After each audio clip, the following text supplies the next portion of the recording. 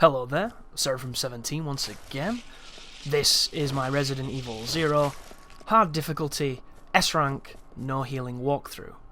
This is the basement. This is one of the shorter areas in the game, but it's also got one of the toughest sections for me personally. So we're going to begin by running past the spiders. The spiders can land on you, they can jump on you, and they can spit at you.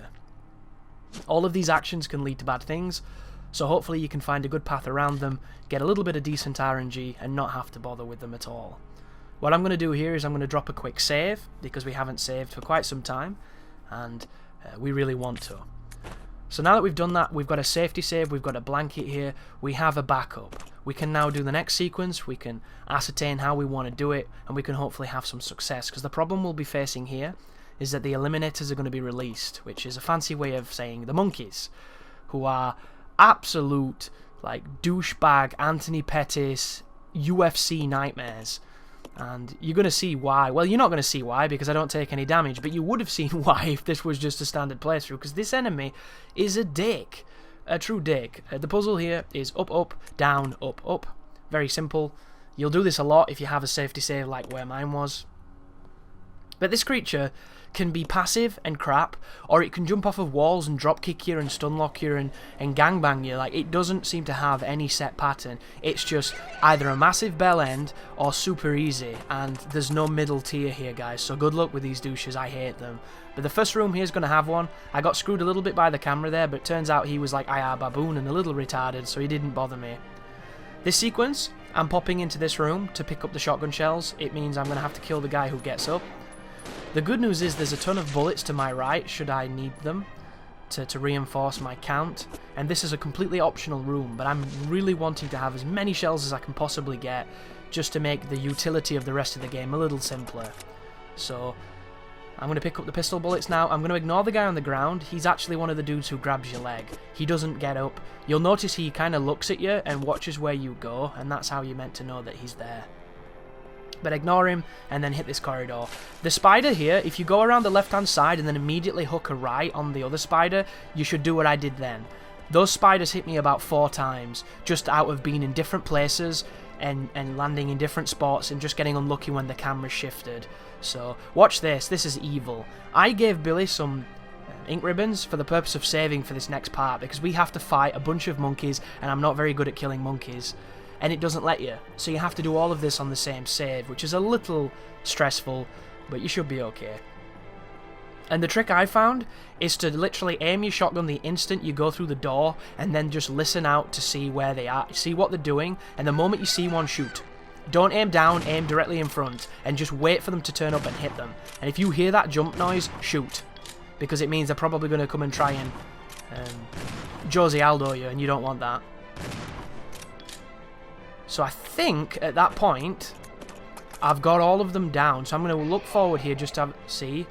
That was one dying, that was one maybe jumping, I don't know. And you see there's one just there, so I drop him. And you might be thinking, well Chris, why don't you run past them? We have to come back here and do a puzzle, so killing them is the best thing to do.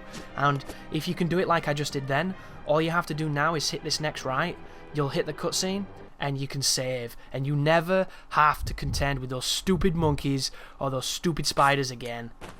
Like, oh, it's so good to not be there. But there's a couple more spiders coming up. That is the last time you're going to see monkeys, unless you deviate and you take a wrong door.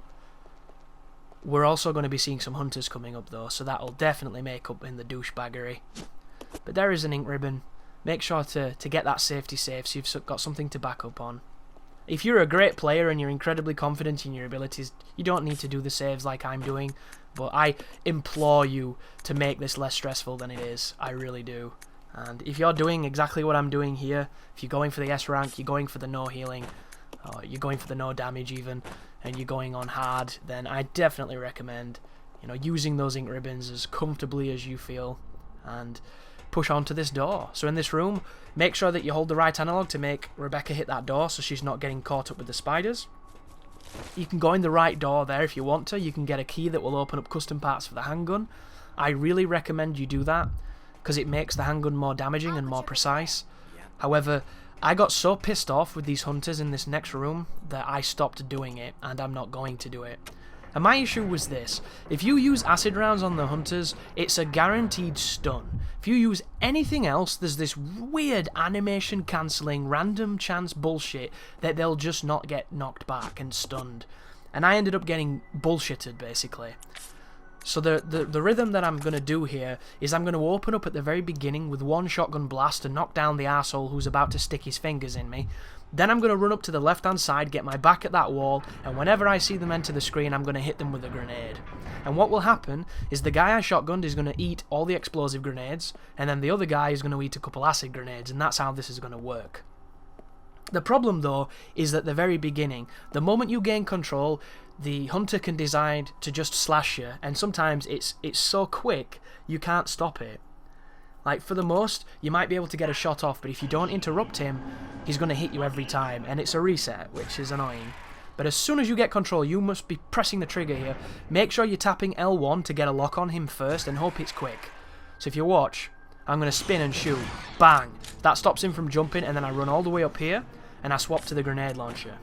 My grenade launcher has 2 standard grenades in it, which I'm going to hit this guy with, and he's going to jump and stop right there. And I think he stopped because he was dead. Normally, he'll do the full animation and hit you because he's a dick.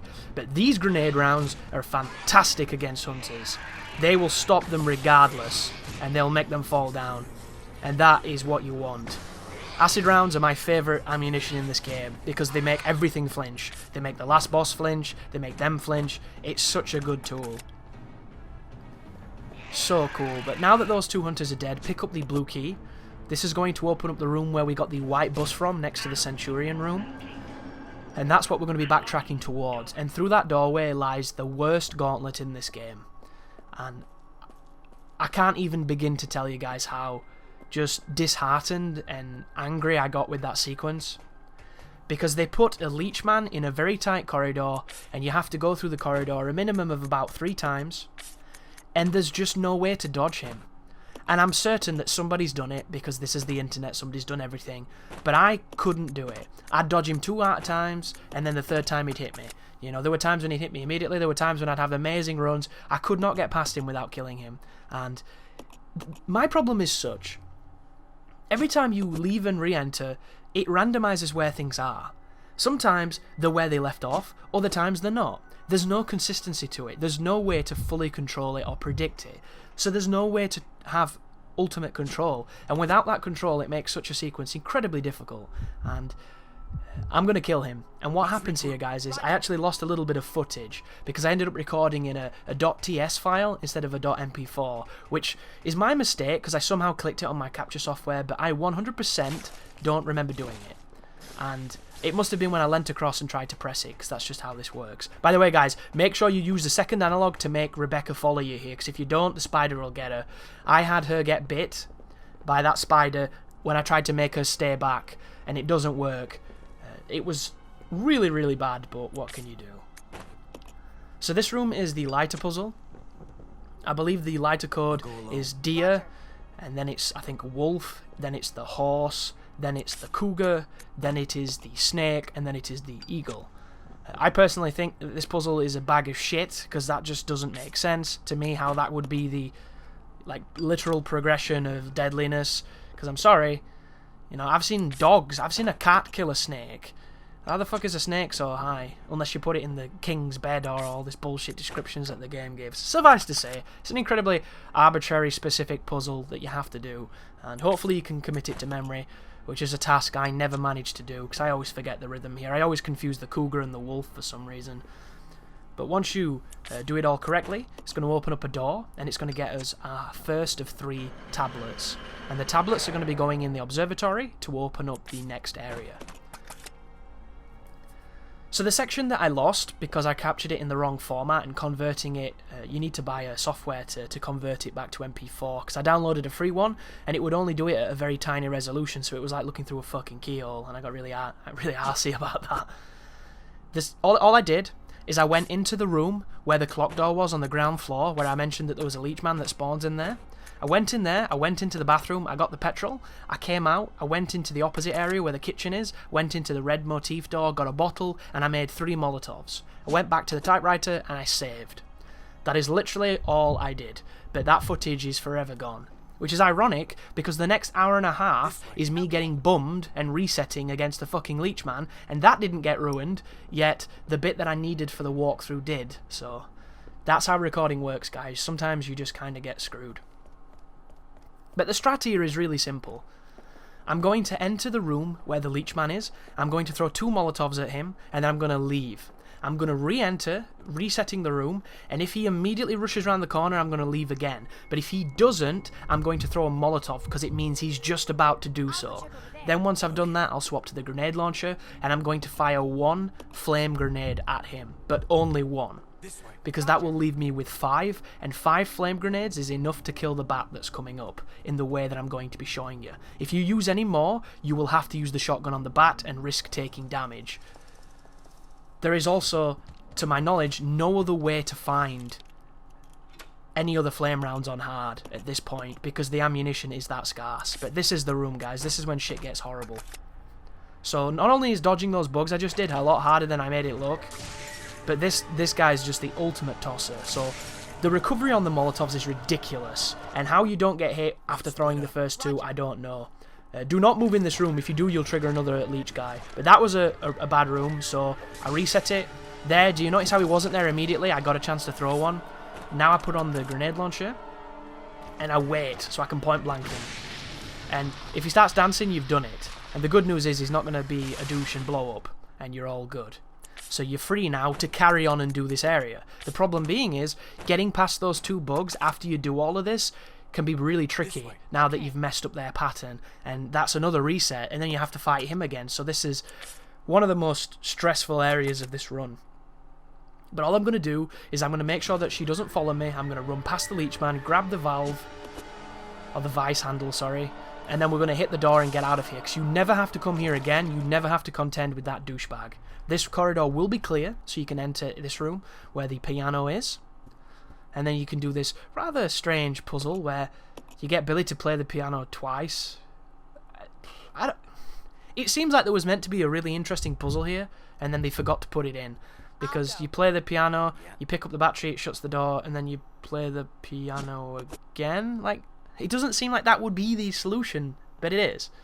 And of course, you have to do it as Billy, because if you do it with Rebecca, you get an achievement, and she showcases how she can't play the piano.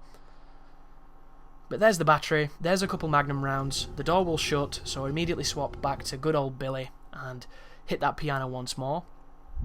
And all we have to do now is enter one more area to get the last tablet, and as long as you don't enter the other door, you will not fight a Leech Man on this next corridor.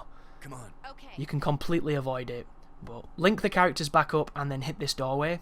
The room we're about to enter has a couple zombies in it, and you do not want to get grabbed after doing what you've just done. So you want to make sure you've got your pistol on or your shotgun on or however you want to take them down. And you want to be 100% work efficient. You don't want to mess about. And I've had so many runs where I've done like a ton of really tricky stuff and it's been really, you know, adrenaline pumpy. Oh, by the way, before I even do this, I'm going back solo as Rachel. Why the fuck I call her Rachel? Rebecca, sorry. And I go through that room. And you might wonder why I did that. Well, it's a simple answer. If I can get her through that room, I can get Billy through that room on his own. Getting them through at the same time is where things get tricky. But now I've done that, I'm confident that if once I get the tablet in here, I can get Billy through there without being clipped, and I don't have to do any of this shit ever again, because I can save, and I can never have to do this gauntlet of nonsense. And it's a really good feeling knowing that you've put a particularly difficult section behind you. But there's a couple more zombies in this room, and you'll notice that the auto-aim is not good in this game. It's really bad. For some reason, it prioritises people who are at a greater distance than you than people who are immediate threats. It does a lot of really strange things, and I can't tell you the amount of resets where I've gone to aim up at a zombie, and I've gone to press the L1 to try and get it centered a bit better, and Billy spun the complete opposite direction and I've got bit. It happens way more than you wish it would, and it's... The programming is just bad. All they needed to do was add one line of code that says always prioritise the closest threat. If they'd added that, it would have been fine, and you'd never hear me say that, but unfortunately, I have several instances where that was not the way the game worked. But move over to this vice, use the vice grip, and unlock the tablet. And believe it or not, we're coming up on about the halfway point of this game. because these early areas are way bigger than the later ones, and the later ones can be completed incredibly quickly once you know where you're meant to go. But now we've got the tablets, we can rush back across this corridor. This is the moment of truth. If you can dodge these bugs and not get hit, like that was... I don't even know what happened then, but I'm so glad it didn't hit me. Now that we've done this, we can save, and it's just the biggest sigh of relief you could physically give. Because that right there, it took me about an hour and a half, maybe a little bit longer. And it doesn't sound like a lot, does it? You know, when an hour and a half, what's that? I was stuck on a boss for 10 years. You know, I'm the Count of Monte Cristo. Like, an hour and a half of repeating like a full 7-minute sequence is so much more brutal than an hour and a half repeating like 10 seconds or 20 seconds or a minute. When you have to do a solid amount of gameplay every time you repeat, that's when I think it gets really mentally draining. And that's why, me personally, I will always prefer the sprint over the marathon in any kind of game design, because I want my challenge to be 3 minutes of perfection rather than 10 minutes of, you know, high competent gameplay. I want one mistake to be fail, but only for it to be a short burst of, you know, of need, because then it doesn't feel like a mountain you're climbing. It feels like you're doing a marathon in paces, and it feels like every pace is a step forward. Whereas if you have to repeat at 10 minutes of gameplay, 20 minutes of gameplay, it feels like so much worse to me. It truly does. But lower the box, push it all the way over to this pillar, and then on top of the pillar is the final tablet we're going to need. But there's a problem coming up here, guys. I do not have the inventory to carry all 3 tablets, sorry, and carry the hookshot, which we're going to be needing on this next area. As I try and push this box, and I'm not getting anywhere with it. So what I'm going to do is very specific. I'm going to take my characters into the observatory, and I'm going to get them to drop the tablets. Then I'm going to have Rebecca run back and pick up the hookshot, because if I don't do it that way, if I put all the tablets in, it will change the topography of the map. It will mean that the corridors are different, and it will also mean I have to contend with a bunch of monkeys. And I do not want to fight monkeys. Monkeys are dickheads. Let's be fair. Not all of them, I'm sure. There was that nice one in Congo that talked, but these ones are douchebags, so we want rid of them, and the best way to do that is to just not go near them. So if you do it the way I'm showing you, you're going to lose time if you want to completely, you know, optimize your route and have a really successful speedrun. But on this, we're prioritizing safety, and the safety strat here, for me, was to do it in a slightly roundabout way that ended up meaning that I didn't have to navigate the mansion or the basement or the training center, whatever you want to call it, in a different sequence. This way, we're not going to have to contend with anybody except for a bunch of bugs, and the bugs are kind of stupid, so that really, really helps. Also, at the moment, we seem to have a decent amount of ammunition and a decent amount of save available to us. But the good news is, when you progress to new areas and new typewriters, you're generally graced with a save or two, so you don't have to constantly keep the ink ribbons with you. I choose to do it because it enables me to have a little bit more flexibility as I try and pick up these bullets, but the controls are like, why would you want to pick up these bullets? Why would you want to have precise movement on an analog when you can have imprecise movement on an analog? So there's me stepping back and using the D-pad and then picking up the bullets. And it's same with the ammo. The game really does give you the tools that you need as long as you use them intelligently. And if you can get an advantage by using them intelligently or intelligently not using them, which I think is probably a better way to put that, then you can definitely go into some of these encounters and have a big advantage. And a couple of good examples of this would be every time you fight hunters. When you fight a hunter, you can use grenades on them, you can use the shotgun on them, and you can use the magnum on them. And all of these are good options if you know how to do it, or you can not. And every time you choose not to, you save whatever you were going to expend. And then you get to use it on something new. And another great example would be the Proto-Tyrant who's coming up. This is a boss that, if you're good at manipulating the camera and good at manipulating the controls, you can dodge this guy reliably almost every time. And the first fight, I'm not very good at because the camera fucks me a lot. The second fight, I've got it down to a T. Really understand that fight. And if I was as comfortable in the second fight as I am in the first fight, you could feasibly kill him with the pistol and save all the good ammo that you could use to kill him there. For instance, in this walkthrough, I'm going to use the Magnum on him, and I'm going to use about 8 rounds, maybe a little bit more. So I can get away with saving all those rounds for later on if I'm confident enough to kill him, for instance, with the gun or with the knife even, because using the knife there is a legitimate strategy. There's videos on YouTube of people doing this, and if you can learn how to do that moment, you can save so many resources just by being efficient. And then of course the second one, which I think is a much easier fight because there's a camera that is just long enough to be able to reliably get around him every time quite comfortably, and you can feasibly do it again.